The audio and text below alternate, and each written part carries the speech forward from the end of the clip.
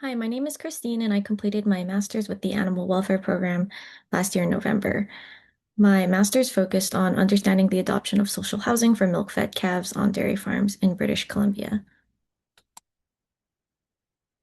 As I'm sure many of you are aware, it's common practice to keep calves in individual housing until they're weaned at about 2 months of age.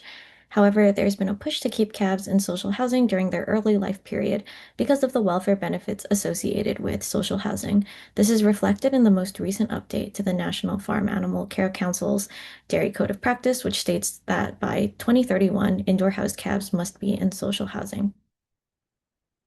My master's research aimed to better understand the process that farmers undergo when transitioning from an individual to social housing setup for calves, and in some cases, returning to individual housing after transitioning to social housing.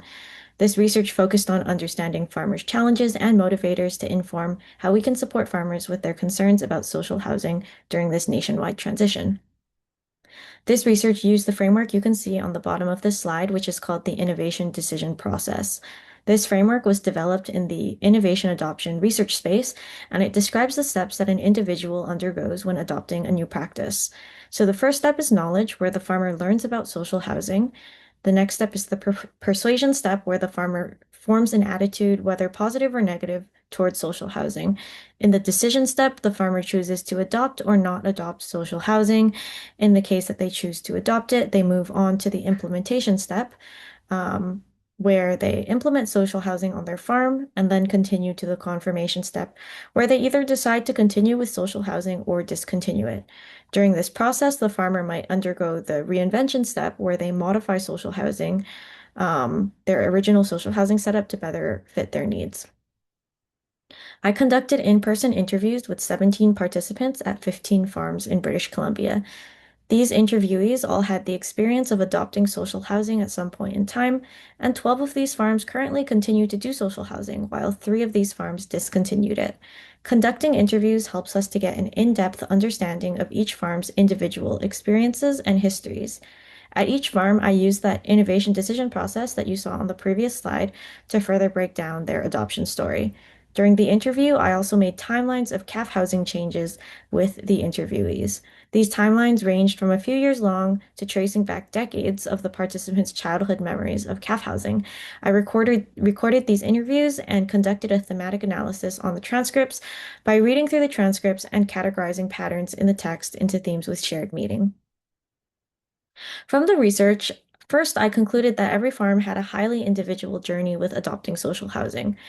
For example, we saw that while cross-sucking might be a challenge for one farm, it could be a complete non-issue for another.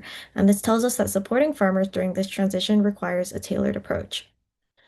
These interviews also highlighted that change on farm is a long-term journey.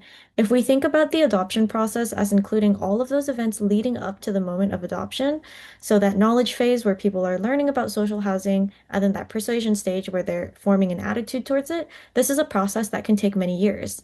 There was one farmer I spoke to that spent 40 years thinking about social housing before adopting us. This tells us that efforts to change on-farm practices must account for potentially lengthy timelines, and as an industry, there is a need to start talking about potential future changes early. Another conclusion was that discontinuation is a possibility. So adoption is not a static state, and people might discontinue or readopt a practice in response to what is happening around them. But this also means that discontinuation isn't the end and that people might readopt a practice. So this tells us again that farms' individual contexts are very relevant to their adoption process and how their adoption status might change, but also that providing support may be influential in helping people to continue adoption of a practice. Lastly, we concluded that the adoption process is nuanced and farmers are creative and resourceful, and they're continually problem solving and modifying their calf housing setups, sometimes over many years. This tells us that it may be helpful to provide problem-solving support to farmers, and also that the support should be long-term to help facilitate adoption and continued um, adoption of the practice once it is adopted. Thank you.